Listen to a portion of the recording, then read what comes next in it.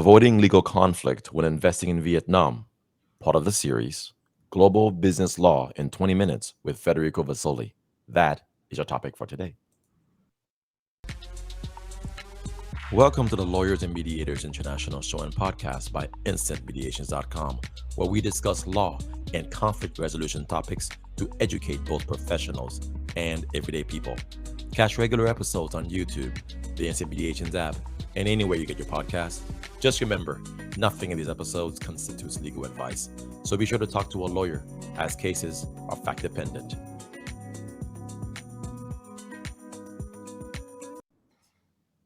Hey everyone, this is Mac Pierre-Louis, attorney, mediator, and arbitrator working throughout Florida and Texas.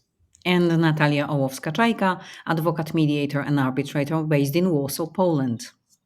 And Federico Vasoli, originally Italian lawyer, managing partner of the MTV Global with offices in Vietnam, Singapore, and Malta. All right, so Federico, welcome back. We are talking today about avoiding legal conflicts when you're going to invest in Vietnam. And of course, we could do this topic for multiple countries that you work throughout. But today's going to be particularly with Vietnam in mind. However, before we start that, people who are watching this might be seeing a new background that we have for you on your podcast series. And so we want to take a couple minutes to just have you give us a little bit of a history lesson because this background is actually on your website, dmtvglobal.com. And it's something I've always noticed. And so what we're doing lately is we're starting to, on the podcast series, have different contributors have their own custom unique backgrounds. And this is the one that Federico selected. And I wanted you to kind of share a little bit, I guess, about yourself when it comes to your culture and why this background makes an impact on you and why you've chosen it to now be the future background for your series. And I'll share my screen, by the way, because I think the folks who are watching might be a little bit interested in some of this. Go ahead. Thank you very much, Mac, and thank you for the efforts. I mean, it's a fantastic job that you have done. I think we only have 20 minutes, so I will keep it very short, which is very difficult for me to do. But yeah, what you see in the background and also in your shared screen is the Co-Cathedral of St. John in Valletta, which is the capital of Malta. Why Co-Cathedral? Because, funnily enough, there are two cathedrals in Malta, one in Medina, which was the old capital, and one in Valletta. Valletta takes its name from Jean de la Valette, who was the Grand Master of the Knights of St. John. That later became the Order of Malta. We can have a new episode about this, about the history of the Order of Malta and the legalities surrounding it, because it is probably the only state in the world without a territory. Anyway, St. John's Co-Cathedral was the cathedral for the knights, and it is beautifully designed. It has chapels for every single langue, that is language of every of the knights, and you don't see it here. Most of the paintings that you see, most of the paintings and frescoes that you see in these pictures are those made by Mattia Preti from Italy. That was called by the knights to decorate the church, right there. But the church houses the biggest Caravaggio in the world. That was painted by the artist when he was stationed there as a knight of Malta, in fact, as a knight of St. John, and as a painter. They commissioned a few paintings to him, and one of them, this one, is the beheading of St. John the Baptist. It is quite a pulp painting, because you can see a lot of blood coming out of St. Joseph's head, St. John's head, sorry. And with the blood, he signed Caravaggio, the painting. So it is the only painting that the artist ever signed himself. There is another one. There is a painting depicting Saint Jerome on the other side of the room where that one is housed. So we could talk about it forever and ever, but we don't have a lot of time. So interestingly enough, we're talking about Malta, but we're recording this episode while I'm in Vietnam, and we're talking about Vietnam. So maybe we can also talk a little bit about why there is this contradiction, simply because my office, my firm is in 3 different countries, and I'm qualified in Italy, hence the 4th one, even though we don't have any physical office in Italy. So yeah, I've been working with Vietnam for many years, since 2007. Before that, I used to work a lot with China, and then the logical consequence was to set up headquarters in Singapore and the European headquarters in Malta. But that's enough about me. Let's talk for the benefit Awesome. of our audience. Thank you. Oh, So, yes, no, absolutely. yeah, Yeah. exactly.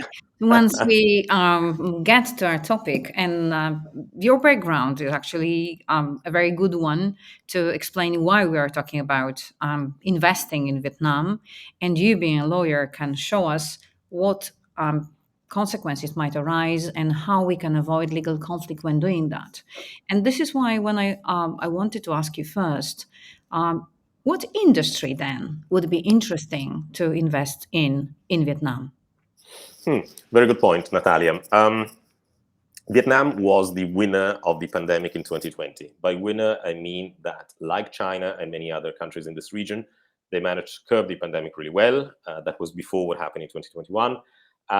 But it also showed, so the GDP grew significantly, around 3-4% that year. And it also showed to the world that if you put all your eggs in one basket, namely, if you manufacture everything in China, then you might have a problem, not because of China, but simply because you only have one source. So Vietnam could be a second source. I'm not saying that you should replace China with Vietnam, but it is an alternative, in this, at least in this part of the world. Then something else happened in 2021. But anyway, what is interesting about Vietnam is certainly manufacturing, not necessarily for the whole world, especially now with logistics and freight forwarding disruptions and higher and higher fuel prices, scarcity of raw materials, etc. But it is definitely a great place for manufacturing to serve the whole region. Vietnam is part of the RCEP and of ASEAN, sorry. They are essentially have free trade agreements with most of the neighboring countries, as well as farther ones like the European Union as a whole, the UK, and other nations. So manufacturing here is of decent, if not high quality, including sophisticated industries such as electronics. We can say that we're not making any publicity to it, but Samsung is the largest employer of Vietnam. It gives jobs to some 100,000 people in a country of 100 million people, almost. So manufacturing is definitely one industry to invest in. Consumer goods, luxury goods. The Vietnamese are becoming wealthier and wealthier by the year. So even though there is a looming crisis, perhaps globally, Vietnam is certainly a place of destination for a number of luxury goods from all over the world. So these are the main ones. For larger companies, I would say definitely infrastructures, because this is something that Vietnam definitely needs, even though they have improved quite dramatically recently. Subways, trains, railways, you name it, they are needed, as well as alternative energy sources. So food safety is another thing, water treatments. There is a lot to do in this country. Education. I couldn't stop. Just stop me because I'm talking too much about what you could do in Vietnam. Essentially, a lot of things. Yeah, Federico. So when it comes to capital requirements, when you go to invest in Vietnam, what are some things that people should avoid to avoid conflict? It's more of a perception. That is, in this part of the world, you have two very popular hubs that are Hong Kong and, even more importantly, Singapore, where generally speaking, unless you invest in regulated industry, the minimum share capital for a company is $1, one Hong Kong dollar or one Singapore dollar, which is very little, of course. And Vietnam is perceived as a low-cost country, which is not necessarily the case in general. That is, certainly per capita income is not as high as in America or in Europe, but certain things are indeed expensive here. Now, one trick that foreigners do not always pay attention to is the fact that even though no minimum share capital, or charter capital, as they call it in the local legal jargon translated into English, one trick I was mentioning is that even though there is no minimum share capital or charter capital indicated by law for most companies or most industries, de facto, because there is a vetting procedure, a sort of approval that has to be made by the local authorities, be it at a provincial level or at a national level for larger investments. I have never seen foreign direct investment into Vietnam with less than 100,000 US dollars equivalent in charter capital. So that may scare smaller investors off. It should not, because of course you can use that money for your own business. So if you put $50,000 equivalent in Vietnam dong, which is the local currency, in your own company in Vietnam, then of course you will use this money to pay salaries, rental, you name it, all the costs that a company would have. But back to because Natalia mentioned industries before, another very important thing to pay attention to is what industry you invest in terms of classification of that industry. Let me rephrase it. When you invest in Vietnam, you might face some restrictions depending on the industry you invest in. Let me reassure you, 99% of the times you can invest freely. There are no requirements except for this that I just mentioned about capital, and that's it. But so the field is the same. The playing field is the same for both Vietnamese and foreigners alike. But there are certain industries, for instance, the media, the legal profession, the financial industry, real estate, a few significant industries where there are conditions. These industries are called conditioned industries. Conditions simply means that you have to meet certain requirements. It could be capitals. It could be that you have to have a local shareholder. It could be that you need to register your investment. You need to apply for a special license and so on. So this is also an important thing to take into account. Knowing that, please tell us then what type of company would you recommend to be the least complicated to avoid conflict when investing in Vietnam? I have to give a preamble here. That is, in Vietnam, there are two very popular figures which are not of companies, but they are very widely used. And one is that of the representative office. In many European jurisdictions, we're not really accustomed to the representative office. We may have a permanent establishment, but that's for tax purposes. That is, you have a foreign entity from anywhere in the world that sets up an office, a presence in any European country. And because of their presence there, they will need to pay taxes. But it's not really a regulated representative office. In China, as well as in Vietnam, representative offices are regulated by the law. And I'm a big fan of this type of structure because they essentially they represent the mother company. They have a number of limitations, starting from the fact that they cannot issue invoices in Vietnam. So they cannot sell products themselves, but they represent the mother company that then sells into Vietnam. So there are pros and cons. Very cheap, very easy to use, very easy to set up, but they cannot trade directly in Vietnam. Second preamble, there is also another figure, which is that of the branch office that I'm not a fan of, because essentially you have to meet the same requirements in terms of management, accounting, etc., that you have to meet with a company, but it doesn't give you the perks of a company. So it essentially doesn't have an autonomous legal personality like a company has. And it cannot operate in different fields than those of the mother company. So having said that, what structure I suggest is that of a limited liability company, unless you are in a position to open a representative office. There are two types of limited liability companies. There are the so-called LLC, limited liability companies, as well as joint stock companies that are also limited liability companies, but are a bit more complicated. So between the two LLCs, by far, also because for JSCs, joint stock companies, you need to have at least 3 shareholders, whilst for LLCs, you can have uninominal companies, which is great. So, Federico, when it comes to general procedures, when you want to go and invest in Vietnam, what are some of the basic procedures? You had a couple minutes to answer. So, sorry about the big question with a limited time. It's a huge question, but essentially, by investment, we don't mean investing in an investment fund. We mean setting up your company or buying shares in an existing company in Vietnam. So the first thing is, if you have partners, so if you put money in an existing company, or if you're going to set up a joint venture with local shareholder, by local I mean anyone being in Vietnam, not necessarily Vietnamese national, of course. The first thing is to conduct a proper due diligence on your partners, not necessarily on shareholders. It could also be on suppliers and customers before you start anything. Make sure that you invest in an industry which is not conditioned, or if it is conditioned, as I mentioned earlier, make sure that you that you meet all the requirements as forth by the law. Make sure you protect your intellectual property rights, as well as privacy and confidential information. This is fundamental. Unfortunately, in this part of the world, IPR violations are quite common. They're also common in other parts of the world, including my native Italy, but in Vietnam, they can be scarily dangerous. So make sure you have your IPRs properly registered here. I wouldn't really recommend extending your existing registration of trademarks, patents, etc., from an existing country into here, even though Vietnam is part of the Madrid system. But this is a technicality. Anyway, protect your IPRs, conduct a due diligence on your partners, on your suppliers, on your potential clients.